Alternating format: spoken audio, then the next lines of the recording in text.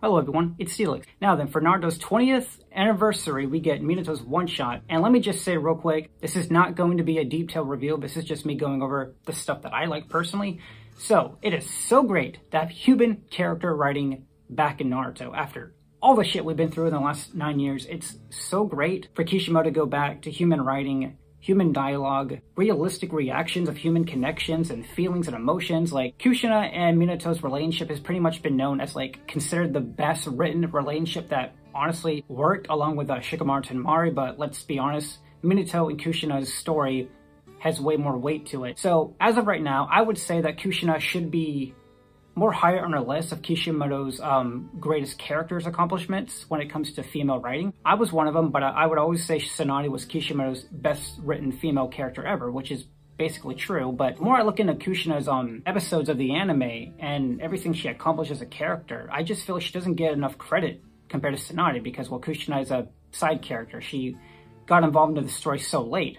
But I think after this chapter, the amount of weight and care that Kishimoto put for both Kushina and Minato's relationship, you really feel care about each other and their cute dialogue with each other, and they're fond of each other, and it works. And their relationship status, so just how they really want to be there to protect the village, and they care so much about their new baby born Naruto during the flashback with Kurama, and all the way this history with Minato and how far back it goes, and how they've really been there for each other from the very beginning. You really do feel that. You feel that human connection there. And Kishimoto's always been great at writing human connections. And after this chapter, I really believe Kushina deserves a lot more credit now. I believe she needs to be in the number 2 spot next to Tsunade now officially. I think a lot of people got to give her a lot more credit now. That's just my personal opinion. But let me just say, man, finally knowing the backstory of Minato, how he mastered and created the Rasengan, was really cool. So this takes place during the Third Great Ninja War. Minato is between 17, 18, and 19, I believe. Which one it is. I didn't realize how much Kishimoto really wanted to devote history into Minato's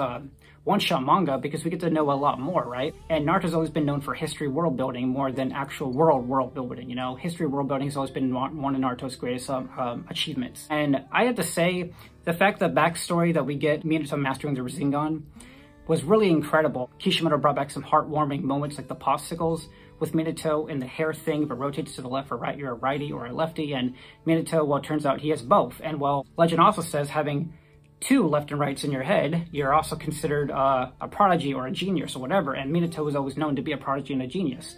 And he was able to master this by getting inspired by seeing those 2 tail beasts in the war with the 4th tail and the 5th tail, I believe. And to see that inspiration, and he was able to create the Rasengan within, I think, a few days or within the same week he saw the tail beast in war. And the fact that Kushina was the one who named it, which I thought it would always be more incredible that Minato came up with the name somehow, but obviously his naming has always been a gag in Naruto. But Kushina named it at the perfect right time when they were on top of the roof looking at Hokage statues.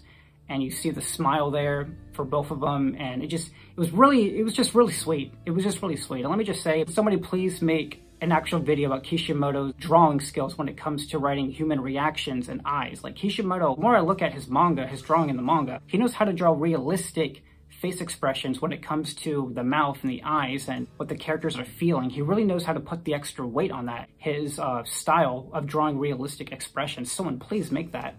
But more than that, you know, the heartwarming moments that we love about Naruto, mastering the Rasengan with the popsicles and the hair thing, and the fact that he did that for Minato, it's not just nostalgic, but it makes it more home-warming. Like, we're coming back to the same universe that we've loved since our teenager years and our childhood. Like, it feels like we're all back at home again. And seeing Kurama be as evil, even more evil than before, I believe that Kurama, at this part of his life, he was a lot more angrier and very more violent than how we knew Kurama from the original Naruto series. He's a lot more aggressive and really tries to push to get out. And Minato ends up sealing Kurama where he needs to be, and he's so surprised. Kurama's like, he's showing a lot of promise of the potential from the first Hokage. He's showing the same kind of potential of being like this master when it comes to being a prodigy shinobi. The only problem I really had, like, with this story is that the fact that Minato mastered a broken half Rasengan, meaning like mastering at the time where he created the jutsu, he was able to put Kurama in his place with that awesome manga page panel. Really great drawing skills by Kishimoto. I kind of felt a little bit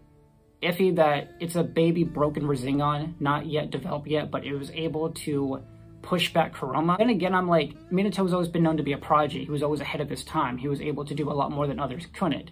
But me, I'm just like, is that a little bit too OP? Like, let me know. I have mixed feelings about that part. But besides that, it still was a very well executed storyline between Kushina and Minato, helping him with his training and the popsicle and the hair thing. And everything that we loved about Naruto just came back in this one shot. The history when it comes to the war, the nostalgia feeling, the heartwarming feeling, the character writing, human interactions, everything that we loved about Naruto just felt complete in this one little one shot with Minato. I loved it. I really loved how it just felt like like he never left. And man, I really wish we got more like this from Naruto after Shippuden ended. It's just not going to happen business-wise, but we were all hoping if it made enough money or if it was popular enough, they would consider making more. Kishimoto really wanted to do Kurama, and I hope he does get that chance, because Kurama, how he drew Kurama in this one-shot story, man, he really nailed the drawing in Kurama. You know, I've been saying this for a long time. I've always considered side characters better than Naruto and Sasuke, pretty much. Like Minato, I've explained this before a long time on my channel, but Naruto's characters are so well written. Just make a story with them, and it would be great. And this proves it with one shot, that Minato by himself can carry a whole Naruto story without the fucking main character Naruto. I keep saying it, Naruto has never really been the best written in his own universe. I was really rooting for Pain to win. You guys know how I feel about Pain, but the fact that he lost to both Tenten and Sakura, along with the Sakura bots, that we all know what they did. Pain's just not gonna get ever justice. I made a lot of Pain videos for a reason. He just doesn't get a lot of love and a lot of gratitude. People say he's the best written villain, but at the same time, they don't really talk about him as much. And the fact that he lost under Tenten, that really says a lot. Even if it was for memes, the fact that Tenten was more memorable for her to be up there higher than Pain for a meme and not Pain himself really breaks my heart.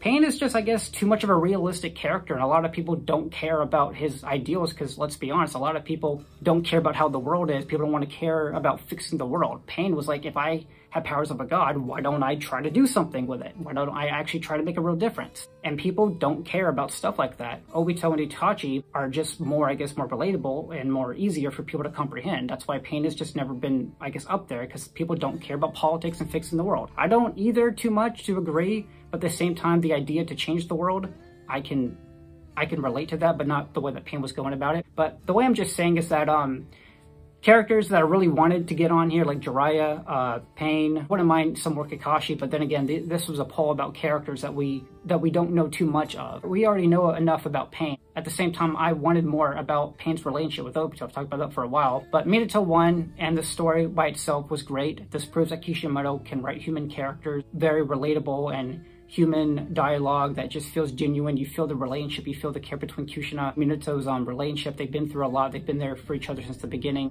Seeing Jiraiya come back as well, that was also really cool. And yeah, I don't want to get to the whole history and everything because there's already tons of videos talking about that. I just care about human character writing more than anything in Naruto. This one shot really did it, and it's so great to have real Naruto storytelling come back. It's been so fucking long. Anyways, I'm Duke. Subscribe if you want, and stay weird, and bye.